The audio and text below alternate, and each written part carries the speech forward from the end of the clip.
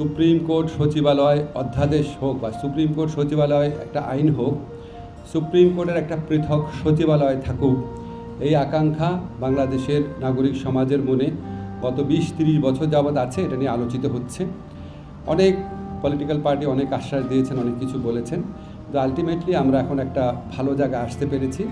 Supreme কোর্টের জন্য পৃথক সচিবালয় প্রতিষ্ঠা, এটা আমাদের বিচার বিভাগীয় সংস্কার কমিশনের সুপারিশে ছিল, জাতীয় ঐক্যমত্য কমিশনের সুপারিশে ছিল, এবং সেখানে এই প্রস্তাবে ঐক্যমত্য কমিশনের আলোচনায় অংশগ্রহণকারী সকল দল এটাতে সম্মত হয়েছে। সকল দল এটাতে একমত যে বিচার বিভাগের পূর্ণ স্বাধীনতা প্রতিষ্ঠা করার জন্য সুপ্রিম কোর্টের একটা পৃথক সচিবালয় রাখবে।